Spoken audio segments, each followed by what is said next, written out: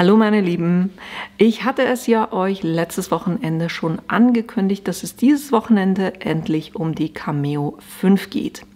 Da werde ich euch zeigen, was da im Paket drin ist, wie ihr das Ganze aufsetzen könnt und dann machen wir auch gleich schon ein erstes Projekt und zwar mit Flexfolie. Und dann wird es natürlich in den nächsten Wochen noch weitere Videos geben, aber ich versuche das so ein bisschen Stück für Stück zu machen, dass ihr das auch dann erstmal ausprobieren könnt und dann gehen wir zum nächsten Thema über. Und was eben in dieser Box drin ist, das seht ihr auch gleich nach dem Intro.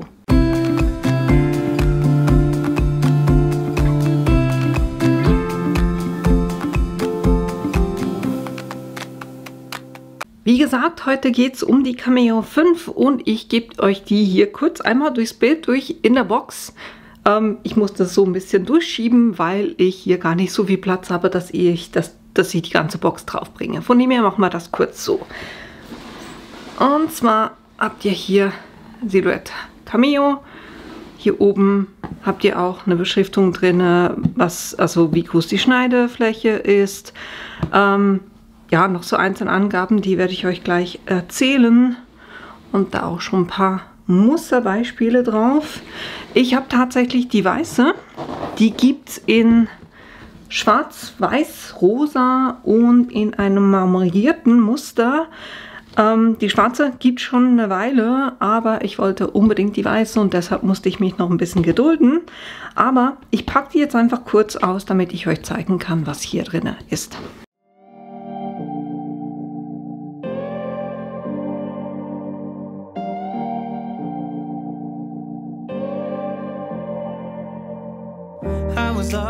I was lost without any direction. Had a line so many times, but I needed attention. No matter what I say, no matter my regrets, things still been said and done. There's not a part of me that wants to say no. But I have realized I had to let go. Oh, 'cause something's broken and I'm the reason. It's not that easy knowing you'll do better without me.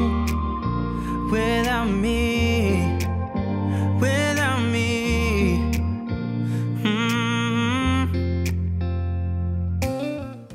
So, ich würde sagen, ich habe alle Kleber erwischt. Wir haben den Plotter selber, dann den Rollfeeder oder die Rollenhalterung. Wir haben Automatikmesser drin, das Tool, womit ihr vorne die Kapsel abmontieren könnt, wenn ihr das reinigen müsst. Eine kleine Safety-Hinweis, das Stromkabel und wir haben eine Matte. Was hier nicht dabei ist, ist ein USB-Kabel, weil die funktioniert auch mit Bluetooth und ihr habt bestimmt von irgendeinem anderen Gerät noch ein USB-Kabel. Das heißt, wenn ihr wirklich eins braucht, dann könnt ihr das auch von einem anderen Gerät nehmen. Von der Größe hier sind wir bei der Maschine bei 56,6 cm mal 12,42 cm mal 17,64 cm und das Gewicht ist 5,05 Kilo. Der Schneidebereich hier, ich habe jetzt die Standardmatte hier, das ist die kleine, da sind wir bei 30,5 x 30,5, wenn ihr die lange Matte habt, weil das Schöne ist, die ist auch kompatibel mit den anderen Matten oder mit den Matten der Cameo 4. Da könnt ihr auch die lange Schneidematte nehmen, dann sind wir bei 30,5 x 61 cm. Wenn ihr ohne Schneidematte schneiden wollt, das heißt entweder Rollfeeder oder ohne den Rollfeeder, dann sind wir sage und schreibe, also in der Breite 29,4 cm, aber in der Länge sind wir bei 4 Meter und 87,68 cm. Also hier eine ordentliche Länge, die ihr damit schneiden könnt. Die maximale Schnitttiefe, das sind 3 mm und wir haben vom Anpressdruck haben wir 2. Eines in der ersten, da haben wir 300 Gramm und in der zweiten haben wir 5 Kilo vom Anpressdruck. Das heißt, wenn ihr zum Beispiel ein Embossing-Tool verwendet, dann ist es sicher hier im 2 drin. Aber das ist bei den Tools auch immer schön angeschrieben. Mal gucken, ob ich es erwische. Na, hier oben drauf seht ihr, da ist eine 1 drauf. Das heißt, das kommt hier in dieses Gehäuse rein. Ich kann die auch gleich reinmachen, weil das ist das, was am häufigsten Probleme macht. Das heißt, ihr nehmt diesen Schieber hier, zieht ihr raus. Also, dann könnt ihr so rausschieben. Dann macht ihr das Messer rein. Und durch diese Plakette hier hinten erkennt ihr dann auch, was für ein Messer es ist. Und ich mache das jeweils so, dass ich mit dem Daumen das ein bisschen hochdrücke, dass hier das Messer reindrücke und dann nach hinten schiebe, so dass ich hier wirklich keinen Abstand mehr habe, sondern das wirklich schön drin ist. Wie gesagt, das Schöne ist, das ist kompatibel mit den Tools auch von der Cameo 4. Da gucken wir nachher noch kurz rein von der Übersicht von den Tools her. Aber ich wollte euch hier auch noch kurz zeigen, wie ihr den Rollfeeder montieren könnt.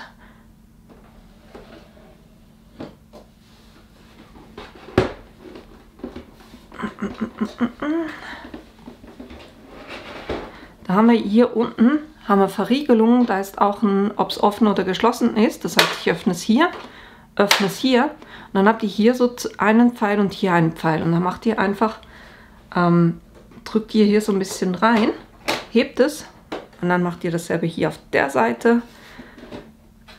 Sorry, ich halte das gerade ein bisschen doof. So, kann man das wegnehmen. Und dann habt ihr hier, ups, ich lasse das kurz hier so stehen, dann habt ihr hier so eine Führung und hier. Und das gleicht sich, also das gleiche habt ihr hier auch.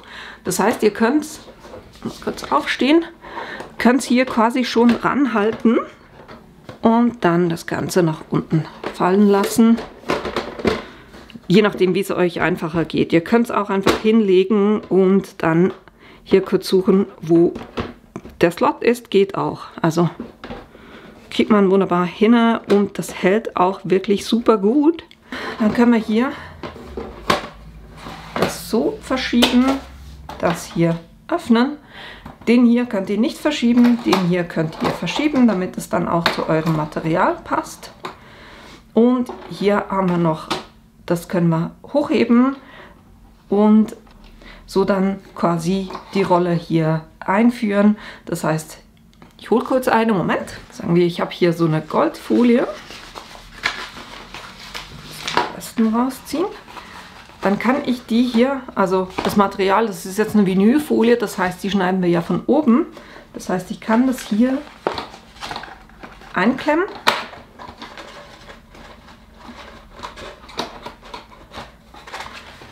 Dann führe ich das hier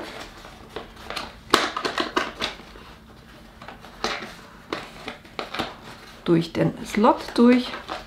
Vinylfolie ist immer ein bisschen schwierig, vor allem wenn man sie auf Rollen aufbewahrt. Und dann könnte ich die jetzt hier einziehen lassen.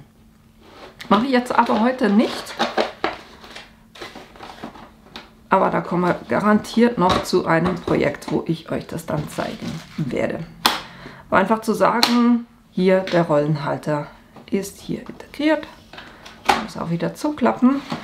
Und ihr könnt das verwenden zum Schneiden, während der immer dran ist, geht aber auch ohne. Es hilft einfach jeweils, weil es schön die gleiche Höhe hat wie das Bett, wo es dann schneidet, und so bleibt eure Matte so ein bisschen gerader. Also da könnt ihr euch entscheiden, wie ihr das am liebsten machen wollt. Ich nehme es jetzt kurz weg, damit ich euch noch ein bisschen mehr zeigen kann. Und ich würde, wenn ihr die Rollhalterung nicht dran habt, das Teil auch wieder dran machen. Machen wir jetzt auch kurz. Und nur zum Sagen, wenn dann die elektrostatische Matte da ist, dann wäre hier dann der Connector.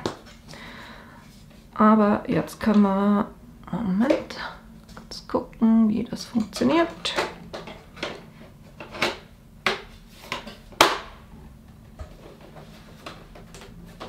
Schnappt wunderbar auch wieder ein.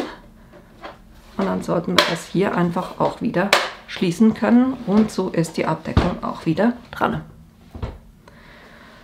Jetzt haben wir hier auch noch so ein paar spezielle Sachen. Und ich habe vorhin gedacht, ich habe gesehen, dass hier drunter auch noch Folie ist. Genau. Das ist, glaube ich, das letzte Stück. Jetzt sollte ich alles haben. Ich mache hier kurz die Station rüber und ihr habt schon gesehen, ne? Ich kann, also wenn ihr es bekommt, dann sind die beiden hier drüben und das ist auch hier drüben. Und was ihr hier habt, das Messer, diese Rollen könnt ihr nicht verschieben, die hier könnt ihr verschieben. Hebt ihr das einfach hoch und dann könnt ihr das wunderbar verschieben. Und es rastet auch ein. Es hat gleich wieder bei der Portrait 4, hat es hier so kleine Pünktchen. Ihr seht es auch, das wird jetzt ein bisschen schwierig. Hier hinten hat es so wie kleine Angaben, wo jeweils sich diese Rolle, die hier drin ist, wo sich die einrasten kann. Weil wir haben hier auf diese Metallrolle, hat es teilweise so Grip drauf. Da sollte dieses Element sein. Das heißt, wir haben hier, hier und hier dieses Grip. Aber ihr seht auch, hier habt ihr so kleine Pünktchen, plus hier vorne habt ihr auch nochmal Angaben und hier drauf habt ihr einen Pfeil. Somit seht ihr immer, wo es die Möglichkeit hat, das einrasten zu lassen. Ihr spürt es wirklich, wenn ihr das so hin und her schiebt. Da war eins, da ist eins, da ist eins, hier ist auch eins. Also da spürt ihr wunderbar, wo ihr das einrasten lassen könnt. Ich gucke einfach jeweils drauf, natürlich von der Materialbreite, weil wir können hier auch ohne Matte schneiden. Wenn ich jetzt ein Stück habe, was so breit ist, dann nehme ich die natürlich rüber. Wenn ich mit der Matte arbeite, gucke ich einfach, dass diese weißen beiden Rollen nicht auf der Klebefläche drauf rollen, sondern dass das dann auch drüben ist, wo keine Klebefläche mehr ist auf der Matte. Hier haben wir zwei kleine Springrollen, die schiebe ich einfach jeweils in die Mitte zwischen diesen beiden Rollen. Das sind keine Transportrollen, sondern hier geht es mehr darum, das sind so Springrollen, dass das Material einfach unten bleibt. Das ist das. Hier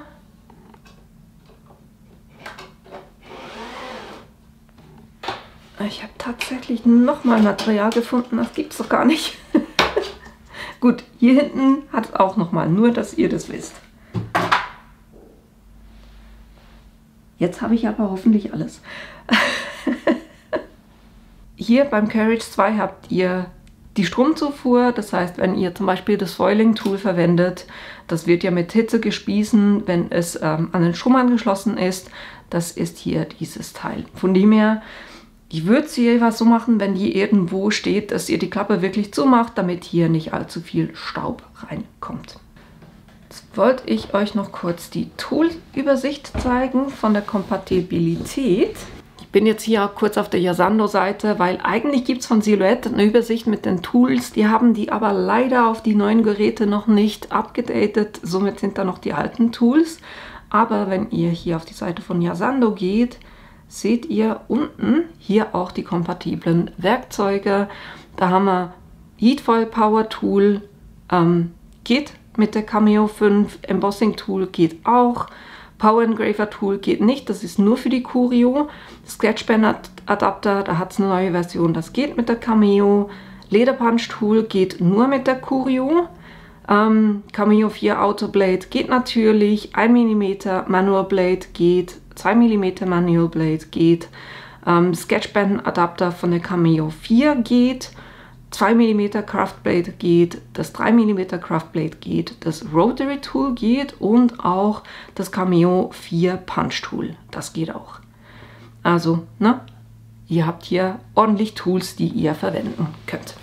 Ich habe jetzt noch kurz die Cameo 4 geholt und also einmal, es sieht schöner aus mit diesem runden Design. Wir haben auch hier die Klappe, habt ihr vielleicht vorhin gesehen. Wenn ich kann die so ein bisschen anstoßen und dann geht die von selber auf. Ist ein viel schöneres Design meiner Meinung nach als hier mit der Cameo 4 hatten wir diese Lasche, die dann nach hinten geht. ja, muss ich nicht viel dazu sagen. Dann hatten wir hier den Rollfeeder, der war hier vorne. Ein bisschen Problem mit Platz hier. Und das ist echt, also, na, da hat ihr, nach Qualität fühlt sich das nicht an. Genau, also hier schon ein ordentlicher, denke ich, Vorteil mit dem Bett, das man dran machen kann. Hier waren die ganzen Rollen auch verstellbar, da musste man hier das aufmachen und dann hier draufdrücken, damit man das dann verschieben kann. Aber keine Einrastung, wo genau man das dann festhalten musste, respektive wir haben hier am Ende 2 Rillen. Da geht es entweder hier sitzt es fest oder hier sitzt es fest, doch 2 Stellen. Und dann musste man das wieder zumachen. Das war das. Wir hatten auch hier schon 2 Carriages, aber da das Power Tool natürlich nicht. Automatische Toolerkennung, was ich euch vorhin gesagt habe, das haben wir natürlich auch hier, weil eben die Messer haben ja alle hinten diese Plakette, damit es eben diese automatische Toolerkennung hat. Das war bei beiden Geräten der Fall. Der größte und wesentliche Unterschied für mich persönlich ist der, ich habe dieses Gerät ganz ehrlich gesagt nicht allzu oft verwendet, weil mich der Lärm extrem nervt. Ich weiß, ist ein doofes Argument, aber der rattert echt dermaßen, das ist echt der lauteste Plotter, den ich habe. Ich finde es extrem unangenehm. Und da, das was ich bis jetzt gesehen habe, ist die Cameo 5 wesentlich leiser. Das hören wir dann heute auch, wenn wir das erste Projekt machen. Sie ist auch gefühlt ein bisschen kleiner, aber hat eben mit diesem schönen runden Design.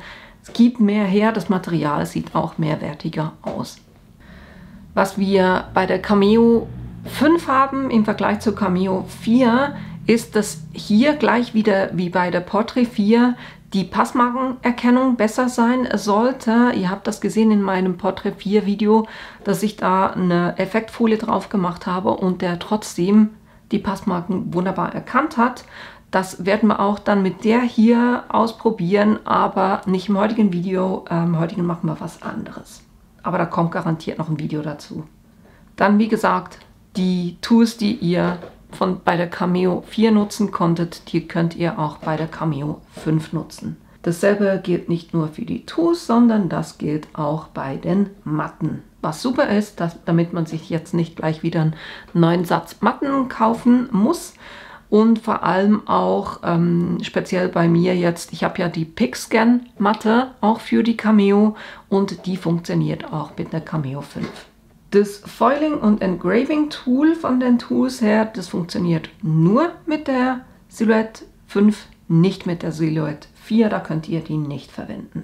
Schneiden ohne Matte ist bei beiden möglich. Was hier neu integriert wurde, ist, oder neu, man hatte das, glaube ich, vor der Cameo 3, gab es einen Wiederholen-Button, den hat man hier rausgenommen, das gab es hier nicht. Aber hier wurde der wieder integriert, weil sehr stark danach gefragt wurde. Und was ihr hier auch noch habt bei der Cameo 5 ist, wenn ihr ab Rolle schneidet, könnt ihr die Funktion auswählen im Silhouette Studio, dass es nachher das schön gerade abschneidet, weil wenn ihr den Rollfeeder verwenden wollt, braucht ihr immer eine schöne parallele Kante. Das könnt ihr da mit diesem parallelen Rollenschneider machen.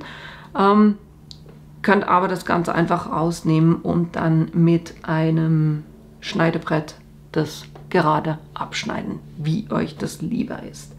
Das hier so ein bisschen der Vergleich mit der alten. Bei mir wird es tatsächlich so sein, dass die hier wegkommt. Das heißt, die wird in Rente gesetzt oder die findet hoffentlich jemand anderen, der nicht so viel Mühe hat mit dem Lernen, dass das Ding produziert und daran Freude haben wird. Ich werde hier die Cameo 5 nehmen und die an deren Platz stellen.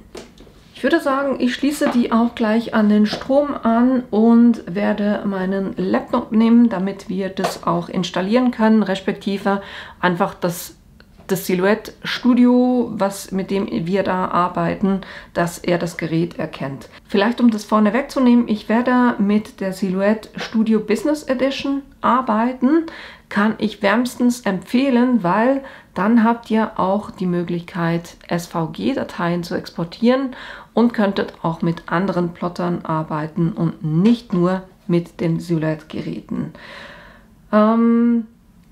Ich habe schon 2 Videos gemacht. Eines war der Vergleich von den Editions. Also ihr habt ja die Gratis-Version vom Silhouette Studio bis hin zur Business Edition. Da habe ich ein ganzes Video gemacht, wo ich das euch erklärt habe. Das werde ich euch hier oben in der Ecke verlinken. Und ich werde heute auch nicht die ganze Installation vom Silhouette Studio machen und euch das zeigen, weil ich habe schon installiert, aber ich verlinke euch hier oben auch dieses Video, damit ihr da Schritt für Schritt das nachverfolgen könnt.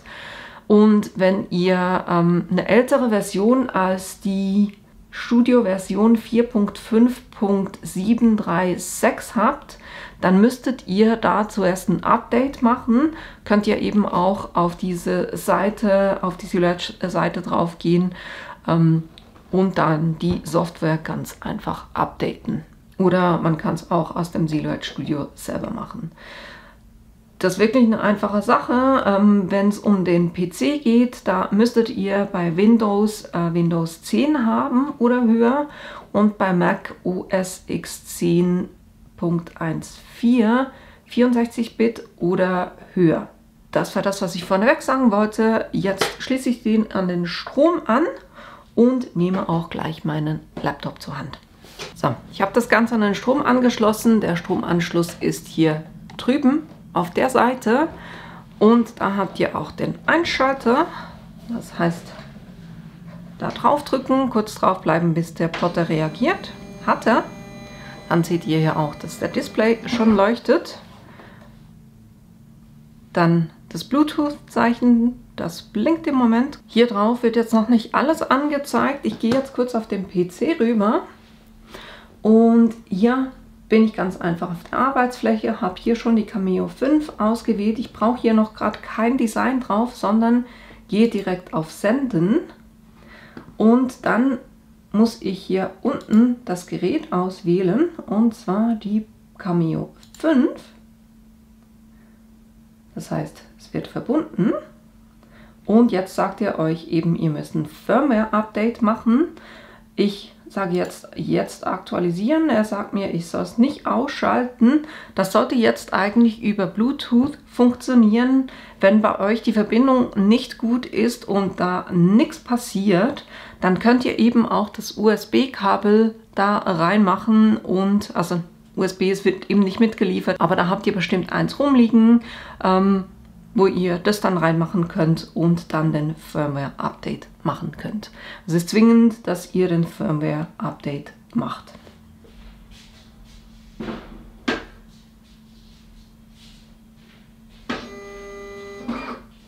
Wenn er fertig ist, stellt er kurz ab und er stellt wieder ein oder er schaltet sich aus und schaltet sich wieder ein. So wäre richtig deutsch, ne?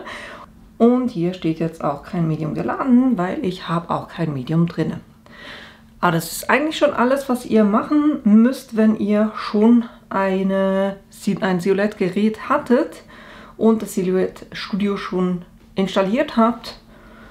Wenn ihr nicht wisst, was für eine Edition ihr installiert habt, könnt ihr hier über Silhouette Studio, dann seht ihr auch 4.5.735 ist das, was ich installiert habe und eben die Business Edition. Genau.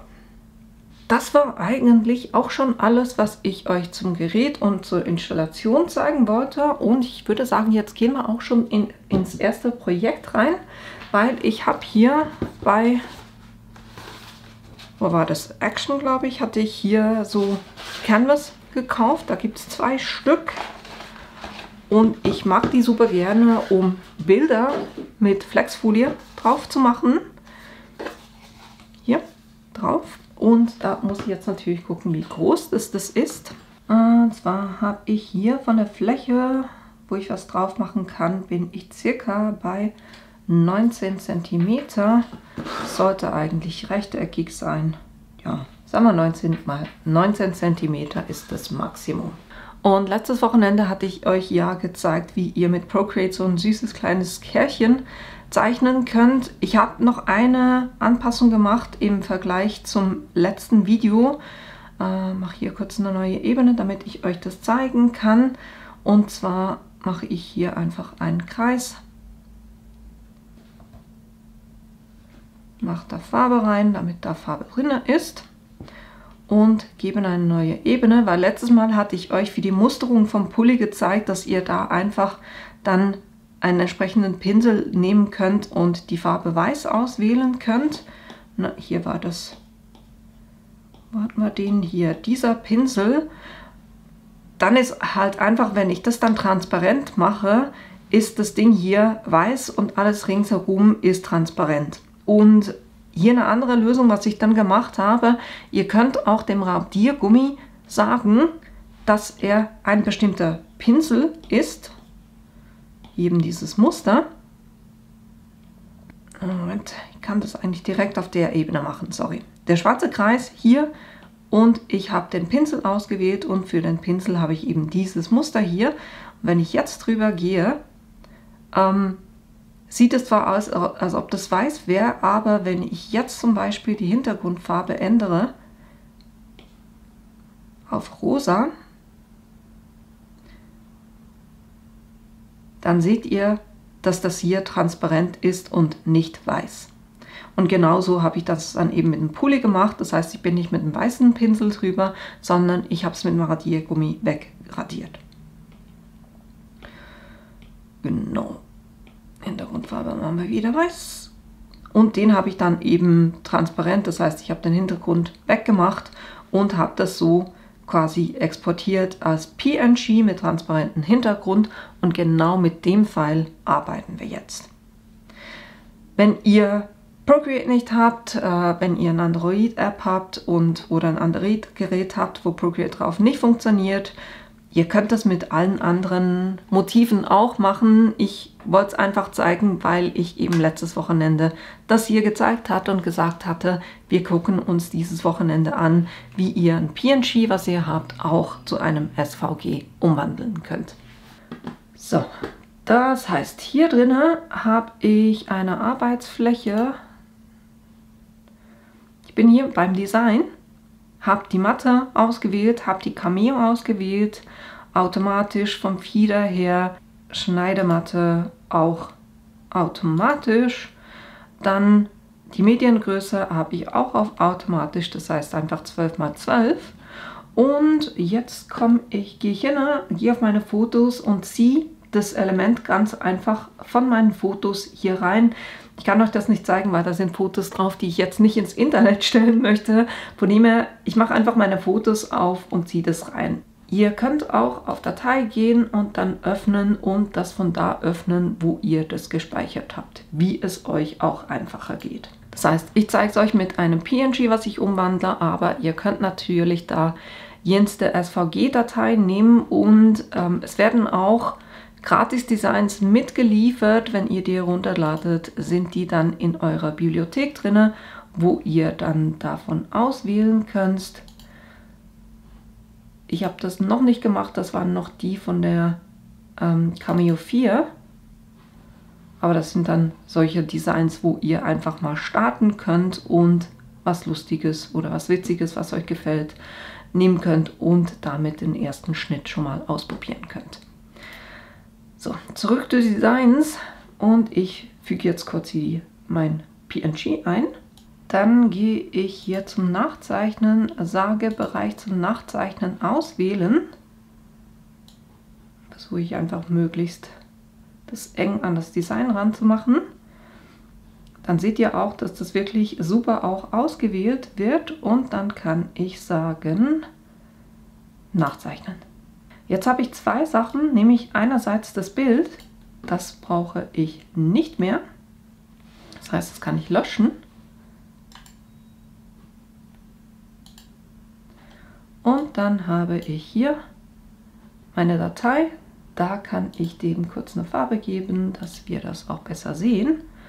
Und ihr seht, wie super das Nachzeichnen ist. Ich werde euch nachher noch kurz zeigen, was es noch für andere Möglichkeiten gibt, wenn ihr das Silhouette Studio nicht habt und jetzt hier nur seid, um zu gucken, wie man Dateien umwandelt, aber eigentlich gar nicht mit Silhouette arbeiten wollt. Da komme ich am Schluss noch kurz drauf, was es da noch für andere Möglichkeiten gibt.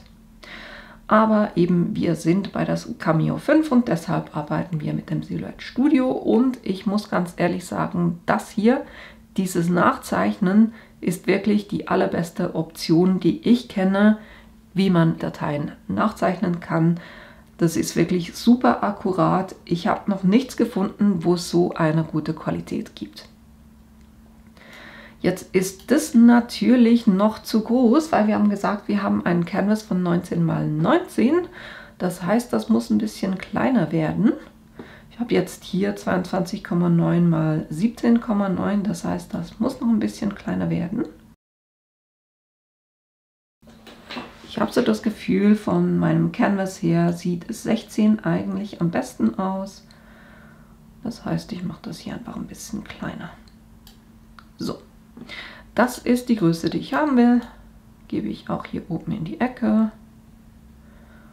Und ich habe einen Schriftzug und das hat eine gewisse Ausrichtung. Ich mache das jeweils so, dass ich das hier schon spiegle, weil ich werde es eben mit Flexfolie machen. Von dem her müssen wir hier das Design auch kurz noch horizontal wenden.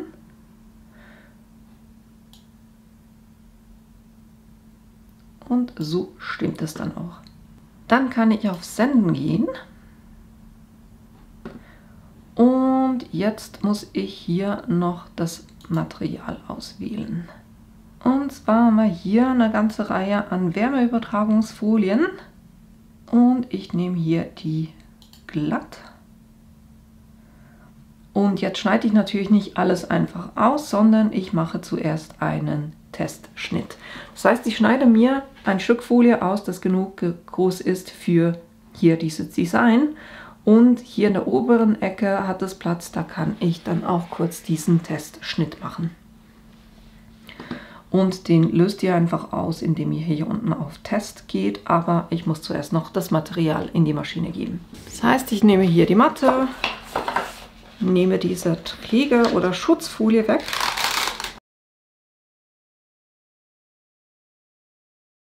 Und mache hier meine Folie drauf. Da ist natürlich das, was glänzend ist, muss nach unten liegen.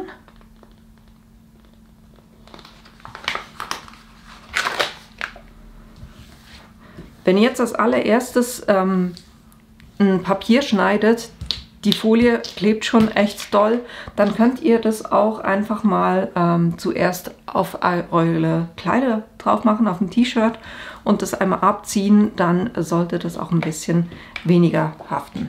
Jetzt von den Einstellungen her, ich habe hier einen Pfeil, eine Linie, da kommt die Matte dran, also das Ende der Matte. Und hier drüben sehe ich, dass die Rolle eben auch auf der Matte und nicht auf der Schneidefläche oder Kleberfläche läuft. Und dann kann ich sagen, er soll das einziehen. Ihr seht jetzt auch, dass sich die Matte nach unten wölbt. Und deshalb mache ich hier noch kurz... Ne, geht jetzt nicht, weil ich müsste das hier wegnehmen. Gut, ich lege es jetzt einfach hier kurz hin, ne? Muss ja nicht wirklich dran hängen, damit es hier einfach schön flach liegt. Und jetzt sage ich hier eben zuerst Test. Und dann stellt er das Messer ein und macht hier kurz einen Testschnitt.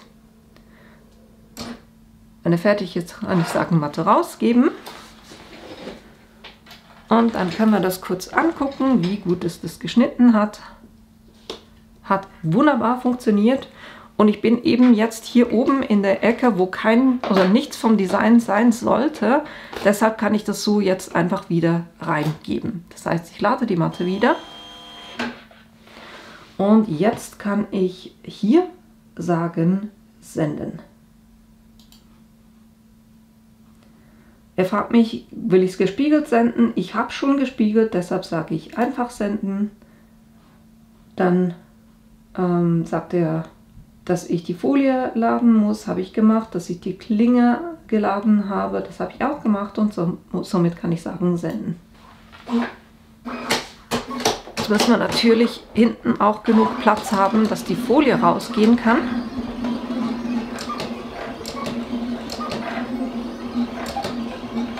Und ihr hört, ne, das ist wesentlich leiser als das, was die Cameo 4 an Lärm produziert hat.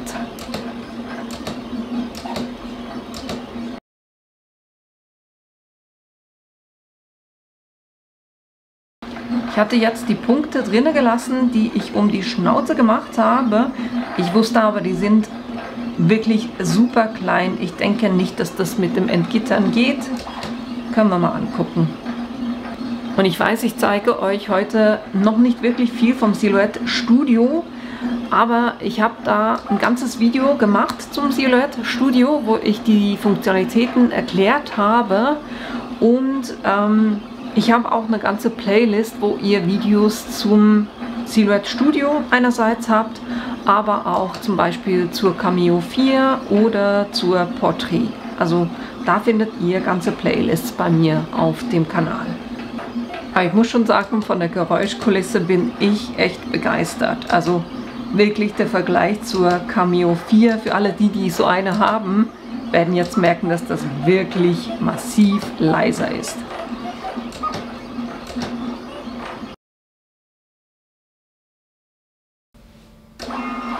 Und schon ist er fertig. Ich teste das jeweils kurz noch, wenn nicht, ohne dass ich die Matte entlade, ob das wirklich alles wirklich gut funktioniert hat. Und nehme jetzt hier mal so eine Musterung vom Pulli und gucke, ob ich das gut ablösen kann. Und ihr seht, das funktioniert wunderbar. Von dem hat das wunderbar geschnitten. Falls bei euch die Einstellungen so nicht funktionieren, dann müsst ihr halt einfach mit dem Anpressdruck, der Geschwindigkeit oder der Klingentiefe dann noch so ein bisschen variieren. Ich kann das jetzt rausnehmen und das ging wirklich super schnell, weil ich habe schon sehr viele Details hier drin. Mache ich den Plotter kurz beiseite, damit wir hier Platz haben zum Entgittern. Und auf dem PC kann ich ganz einfach wieder zurück zum Design gehen und dann das auch speichern natürlich.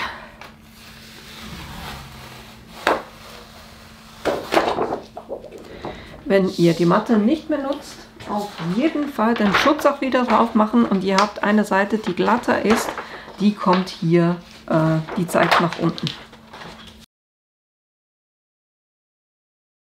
Und so könnt ihr die dann aufbewahren. Jetzt schneide ich das Motiv kurz aus, damit ich da den Rest der Folie für was anderes verwenden kann. Ich bin so dermaßen gespannt, wie das aussehen wird, weil ich finde es wirklich cool, wenn man jeweils selber was zeichnet, das dann zu plotten ist nochmal was Spezielleres, als wenn man irgendwo eine Datei kauft, finde ich zumindest. I have tried, yeah, to become better. But I'd lie again if I said it, it'll last forever. I know I make mistakes. Jetzt haben wir hier eben dann die ganz kleinen Punkte. Die waren zu klein, ist aber völlig okay. Ich hatte hier um die Schnauze herum einfach noch so kleine Punkte gemacht. Passt. Was wichtig war, ist, dass die Streifen vom Fell, die ich gezeichnet habe, die waren mal wichtig und die hat es wunderbar geschnitten.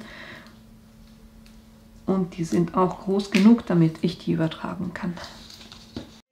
It's just the way I am. That's why you have to know. Yeah, there's not a part of me that wants to say no. But I have realized I had to let go. Oh, 'cause something's broken, and I'm the reason. It's not that easy knowing you'll do better without me. Without me. So einfach ist das entgittert.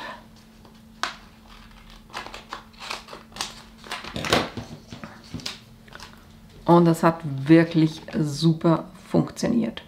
Jetzt bereite ich noch kurz alles vor, damit ich das pressen kann. Jo, und bin dann gleich wieder zurück bei euch. Ich habe hier zwei Cricut Hitzepressematten und die Cricut Mini. Da nehme ich die zweite Stufe, weil die Folie, die ich verwendet habe, das ist die EasyWeed oder PS Film von Siese. Die muss man bei 155 Grad für 15 Sekunden pressen. Und das funktioniert mit der hier am besten, vor allem gerade hier auf dem Canvas, wo ich nicht lange auf einer Stelle bleibe, sondern quasi immer wieder so ein bisschen hin und her gehe. Natürlich gucke ich, dass ich hier keine Fussel habe. Und ich habe zwei Matten, weil ich habe hier einen Abstand und ich lege die jeweils so zusammen und kann die hier in eine Ecke legen und da anfangen zu pressen und das quasi dann so ein bisschen verschieben, damit ich einfach einen Widerstand hinten habe. So, dann kann ich hier mein Design drauflegen, da wo ich das haben will. Und ich sehe jetzt schon, dass das richtig cool wird. Möglichst gerade.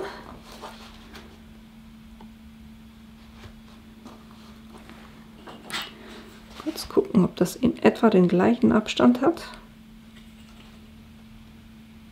Ja, wunderbar.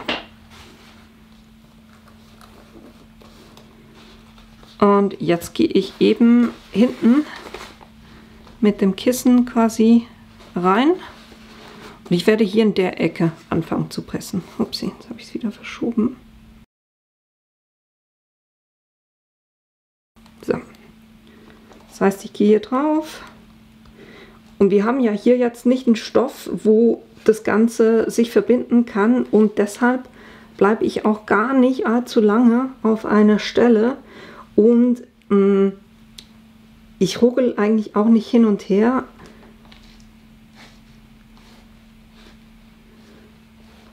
Das heißt, ich bin jetzt hier mal auf der Seite. Dann verschiebe ich nach hier drüben.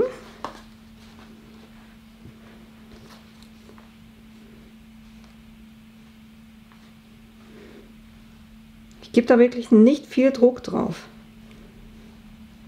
Das heißt, ich lasse hier wirklich die Hitze arbeiten und nicht den Druck.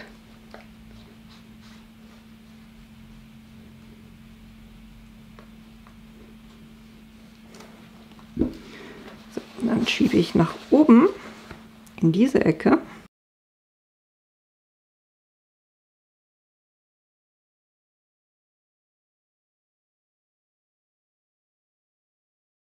Guck schon mal, ob ich das ablösen kann.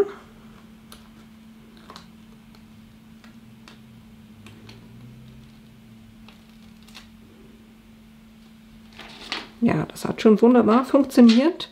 Dann gucke ich so ein bisschen schräg drüber, ob es Stellen hat, wo ich noch ein bisschen drauf muss. Hier beim Schriftzug hat es das noch nicht ganz genommen. Dann nehme ich jetzt einfach ein Stückchen Backtrennpapier und gehe genau auf diese Stelle drauf, wo ich noch ein bisschen Hitze brauche. Das ist tatsächlich alles schon perfekt drauf, das heißt, ich kann die ausschalten. Und so einfach haben wir ein kleines Schild gemacht.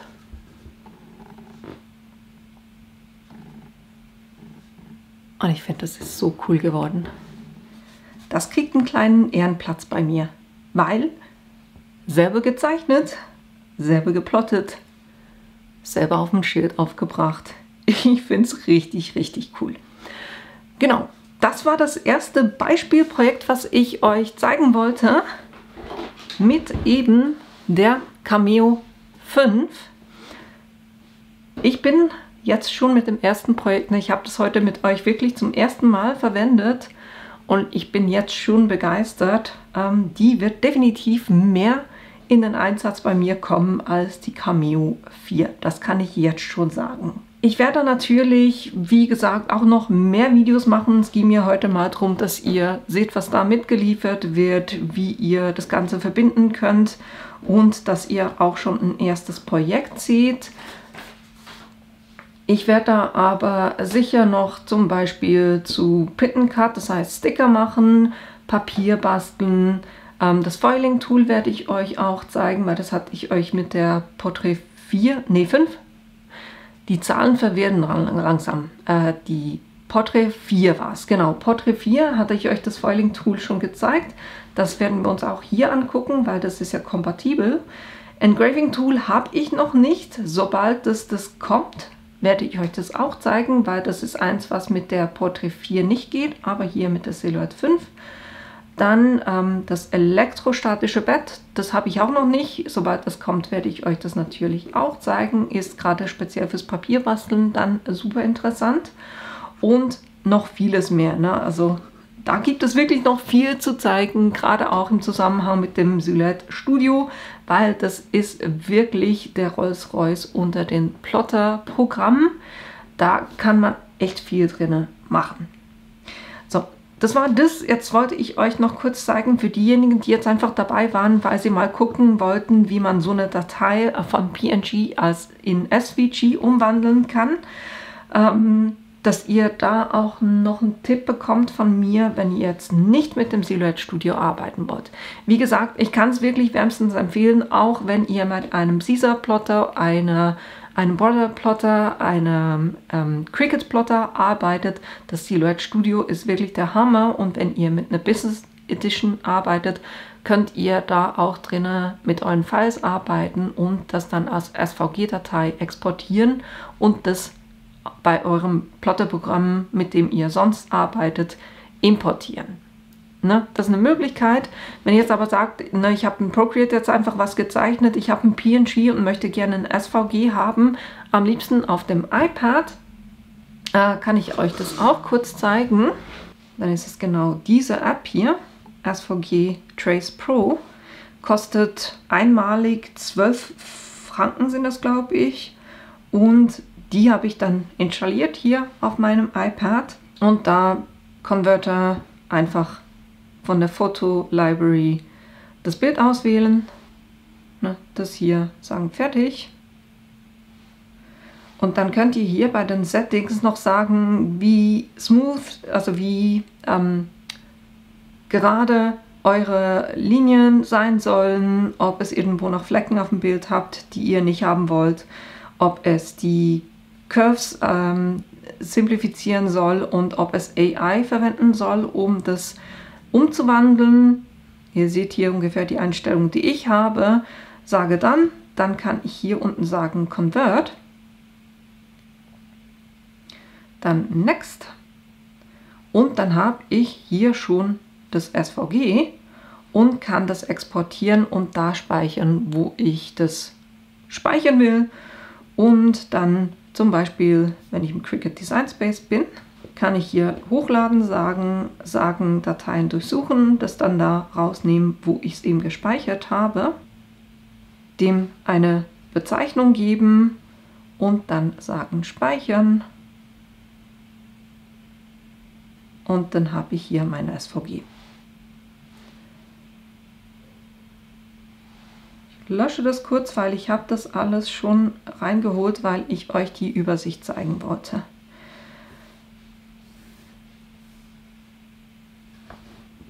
Das hier vorne, das ist ein Print and Cut von der Qualität her.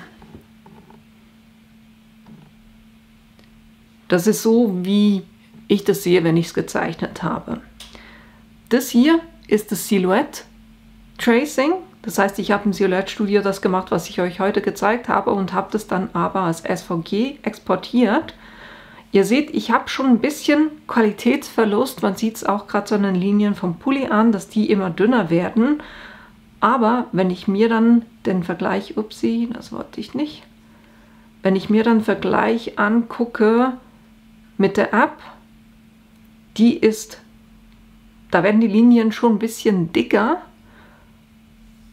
Und das ist dann Cricut, das heißt das Nachzeichnen durch Cricut, und das ist für mich ein unbrauchbares Resultat. Das heißt, für mich ist immer dieses Nachzeichnen mit Cricut von solchen Motiven ist was ich versuche zu vermeiden, weil ich weiß nicht, ob ihr das erkennen könnt. Ich mache euch dann auch noch ein Bild zum Beispiel auf Instagram dann rein, damit ihr das seht. es ist wirklich wenn man anguckt, wie dünn die Linien hier sind, wie dick die dann hier werden, dann ist Silhouette halt immer noch das beste Programm zum Nachzeichnen. Die SVG Trace Pro App ist schon ein bisschen besser als Cricut und ja, ist für mich einfach nicht schön. Von dem her, im Cricut verwende ich das dann eher, wenn ich zum Beispiel Sticker mache, dann kann ich solche Dateien wunderbar verwenden, weil dann ist es einfach ein Print and Cut. Das wollte ich euch zeigen. Das heißt, es gibt eine Option mit diesem SVG Trace, aber beste Option ist immer noch das Silhouette Studio, das da zu tracen, also nachzeichnen zu lassen, weil da wirklich die Qualität immer noch am besten ist. Das eben als Möglichkeit, diese App, falls ihr das Silhouette Studio nicht kaufen wollt und aber eine Möglichkeit sucht, wie ihr was nachzeichnen lassen könnt, damit ihr eine SVG-Datei habt, wäre das eine Option. Das wollte ich euch auch noch zeigen. Genau. Aber ansonsten war es das auch schon für heute, eben die Silhouette Cameo 5. Ich frage mich, wie oft ich heute im Video dann die Nummern falsch gesagt habe. Einfach die neueste Silhouette Cameo, das ist die 5.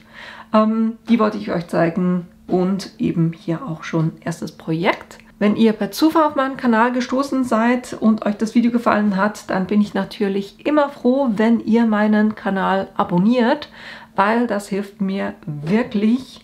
Und für alle, die schon lange mit dabei sind, danke vielmals an euch, dass ihr mir so treu geblieben seid. Zum heutigen Video, ich hoffe, das war hilfreich für euch, dass euch das Ganze gefallen hat, dass ihr da selber auch Lust habt, das nachzumachen und dass ich euch auch in einem meiner nächsten Videos wiedersehe. Bis bald!